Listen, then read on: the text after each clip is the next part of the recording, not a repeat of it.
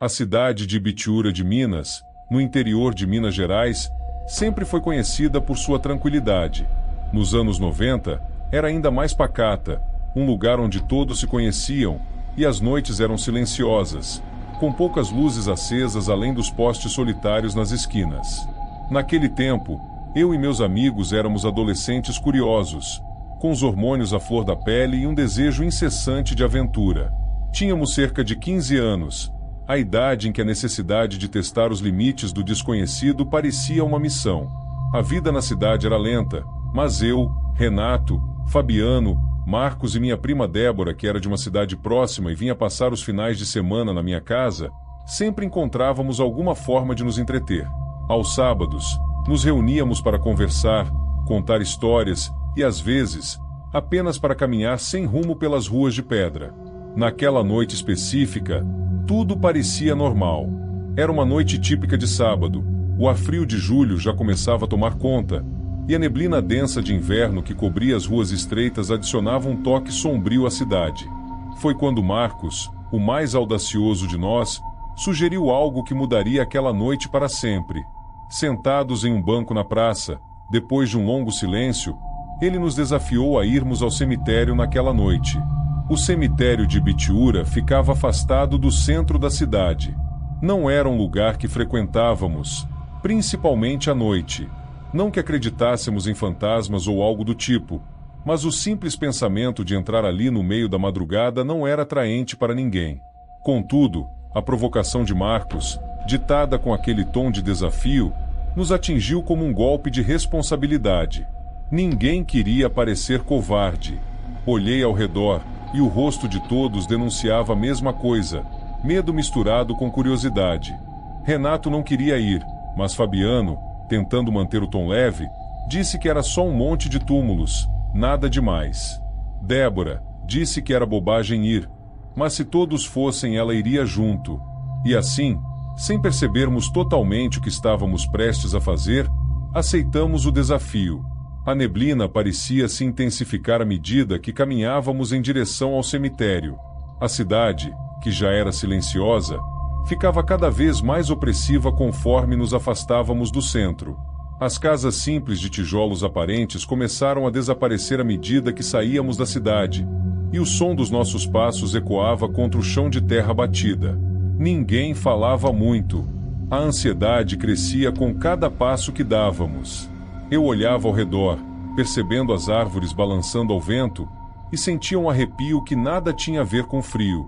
Enquanto nos aproximávamos do portão de ferro enferrujado do cemitério, uma sensação de desconforto tomou conta de mim. Mesmo sem acreditar em superstições, não consegui evitar a tensão crescente que se instalava em meu peito. Ao chegar, paramos por um momento. O portão estava entreaberto, rangendo levemente com o movimento do vento. Olhamos uns para os outros, buscando algum sinal de hesitação, mas ninguém queria ser o primeiro a recuar. E assim, atravessamos o limite. O vento frio soprava mais forte conforme avançávamos pelo cemitério, e a neblina, cada vez mais densa, parecia engolir tudo ao redor. As lápides antigas se erguiam como fantasmas silenciosos, cobertas de musgo, suas inscrições quase legíveis pelo tempo. Não havia sons de insetos ou animais. Apenas o barulho distante do vento nas árvores. Algo naquela ausência de vida era inquietante. Mesmo os corajosos do grupo começavam a hesitar, mas ninguém dizia nada em voz alta. Renato, sempre o mais atento a detalhes, parou de repente e olhou em volta e perguntou se havíamos percebido que o lugar estava mais quieto do que deveria ser. A observação fez com que todos nós ficássemos em alerta. Era verdade. Até o som distante do vento parecia abafado, como se o próprio cemitério estivesse nos envolvendo em um manto de silêncio. Olhei para as lápides ao nosso redor, algumas tortas, outras quebradas, e senti um arrepio que não vinha só do frio. A atmosfera estava cada vez mais opressiva, e aquela brincadeira que, no início, parecia uma ideia idiota mas divertida, começava a se transformar em algo mais sombrio. Fabiano chutou uma pequena pedra que rolou pela trilha de terra batida, quebrando o silêncio por um breve instante. A pedra bateu contra uma lápide mais à frente, e o som do impacto ecoou mais alto do que deveria, ecoando pelo ar. Nesse ponto, Débora, visivelmente desconfortável, queria ir embora. Ela sempre foi a mais racional, mas naquela noite, até ela parecia sentir algo que não conseguia explicar. Renato estava a ponto de concordar quando um som fraco e distante nos interrompeu. Todos nós congelamos. Era difícil identificar o que era, mas parecia um tipo de arranhar, como se algo, ou alguém, estivesse se movendo entre as lápides, mas fora do nosso campo de visão. O som se repetiu, mais alto dessa vez, e senti meu coração acelerar. Olhei para os outros, tentando entender se eles também tinham ouvido. O som continuava, agora mais próximo. Parecia vir do meio do cemitério, de uma parte que ainda não tínhamos explorado. Débora apertou os braços ao redor do corpo, como se o frio tivesse ficado mais intenso, e Renato deu alguns passos para trás, claramente desconfortável. Eu não queria parecer medroso, mas havia algo de estranho naquele barulho. Ele não era natural, não soava como o movimento do vento ou de um animal. Parecia errático, desconexo, e o mais perturbador, parecia estar vindo na nossa direção, como se algo estivesse arranhando o solo ou, pior ainda, arrastando-se por entre as lápides. O ar parecia mais denso, e a neblina ao nosso redor tornava difícil enxergar além de alguns metros à frente. Tudo ao redor estava envolto em sombras e silhuetas distorcidas pelas lápides antigas. Uma brisa fria passou por nós, fazendo as árvores balançarem levemente. Mas algo se destacou nessa brisa. Um som, quase como um sussurro, tão baixo que por um momento achei que fosse minha imaginação. Eu olhei para as lápides ao nosso redor. A sensação de que algo nos observava, silencioso, crescendo a cada segundo. Não era apenas o ambiente. Era como se o próprio cemitério estivesse vivo, atento aos nossos passos. E então, antes que eu pudesse reagir, o som voltou, mais alto, mais próximo, como um chamado vindo de algum lugar que não podíamos ver. Instintivamente, demos alguns passos para trás, todos ao mesmo tempo guiados pelo medo crescente. A ideia de continuar parecia insuportável, mas a de voltar e enfrentar o vazio que havíamos deixado para trás era igualmente assustadora. Estávamos presos em uma situação que nenhum de nós queria mais enfrentar. O que quer que estivesse ali conosco, nas sombras entre as lápides, era algo que não conseguíamos ver, mas que, de alguma forma, sentíamos com uma intensidade assustadora. Fabiano perguntou em voz alta se tinha alguém ali. Ele tentava parecer confiante, mas o medo estava estampado em seu rosto. O eco de suas palavras reverberou pelo cemitério, desaparecendo rapidamente, como se o som estivesse sendo sugado pelo próprio lugar. Ninguém respondeu. Claro que não. Não deveria haver ninguém ali, exceto nós. O arranhar distante, que havia nos perturbado antes, cessou, deixando um silêncio desconcertante no ar. Olhei ao redor, os olhos vasculhando a neblina e as lápides. A sensação de que estávamos sendo observados era inegável. O frio parecia ter ficado mais intenso, o vento cortante tocava nossos rostos, mas o suor começava a se formar nas minhas mãos, molhando o interior dos bolsos do casaco. Até Marcos, o mais corajoso de nós, estava quieto demais. Ele mantinha os olhos fixos em um ponto à frente, como se esperasse que algo aparecesse de uma vez. O brilho de desafio que costumava ter nos olhos estava ofuscado por uma incerteza que ele não conseguia esconder. Ele olhou para mim, e eu soube naquele momento que ele também estava com medo. Débora, tentando parecer calma, sugeriu para irmos embora. Mas antes que alguém pudesse se mover, um novo som ecoou pelo cemitério. Desta vez, não era um arranhar. Era algo mais perturbador. Um som oco, como se uma pedra pesada tivesse sido jogada no chão. Viramos todos ao mesmo tempo, olhando na direção de onde o som parecia ter vindo. A névoa dificultava a visão, mas conseguimos distinguir uma forma no horizonte. Algo ou alguém estava ali, parado, entre as lápides. Sem conseguir tirar os olhos da figura à nossa frente, perguntei a todos se também estavam vendo aquilo. Era difícil distinguir se era uma pessoa ou apenas uma sombra projetada pela neblina e pelas árvores. Mas o que quer que fosse, estava imóvel, como se estivesse nos observando de longe. Meu coração começou a bater tão rápido que eu podia ouvi-lo nos ouvidos. O medo, que antes era apenas uma sensação incômoda, agora se transformava em uma presença real.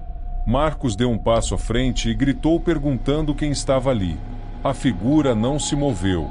Ficou ali, em silêncio, como se estivesse esperando que fizéssemos algo. Olhei para os outros e percebi que o pavor estava estampado em seus rostos. Nenhum de nós sabia o que fazer. Corríamos. Gritávamos por ajuda, mas quem viria até o cemitério no meio da noite? De repente, Fabiano começou a andar na direção da figura, quase como se estivesse hipnotizado. Gritei para ele voltar, mas ele não parecia me ouvir. Ele continuava avançando, seus passos lentos e incertos, os olhos fixos na sombra. Marcos tentou correr atrás dele, mas, antes que pudesse chegar a Fabiano, o som voltou. Um som arrastado, seco, como algo sendo movido pesadamente pelo chão. Fabiano parou abruptamente, como se finalmente tivesse percebido o que estava fazendo. Ele se virou para nós, e pude ver o pânico em seus olhos. O som voltou mais uma vez, mais próximo, e então vimos que algo se movia entre as lápides, algo baixo, arrastando-se pelo chão. A neblina dificultava a visão, mas todos nós vimos a forma indistinta se aproximando. Era como se a própria terra estivesse viva, algo emergindo das profundezas do cemitério. Débora, com a respiração ofegante, dizia que aquilo não era real. Renato já estava recuando, puxando Fabiano pelo braço, gritando para todos sairmos de lá, e isso foi o suficiente para todos nós começarmos a nos mover. Começamos a correr. Não havia mais discussão.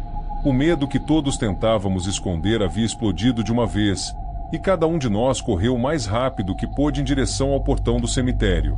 Os sons, aquele arranhar e arrastar, agora pareciam nos seguir, crescendo cada vez mais alto conforme nos afastávamos. O portão enferrujado surgiu à nossa frente e, pela primeira vez naquela noite, senti uma pequena onda de alívio. Se conseguíssemos sair dali, estaríamos seguros. Pelo menos era o que eu tentava dizer a mim mesmo. Mas, à medida que nos aproximávamos, o som parecia mais próximo, mais intenso.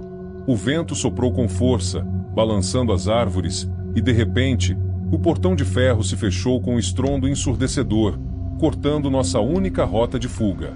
Débora correu até o portão e tentou abri-lo, mas ele estava emperrado, como se algo do outro lado o estivesse segurando. Bati no portão com força, mas ele não cedia. O desespero tomou conta, pois algo estava ali, nos vigiando. E agora estávamos presos. O vento soprava com força, trazendo consigo uma sensação de frio que parecia cortar a pele. As árvores ao redor do cemitério se agitavam violentamente. As folhas secas se levantavam do chão, girando ao nosso redor, criando uma nuvem de poeira e detritos.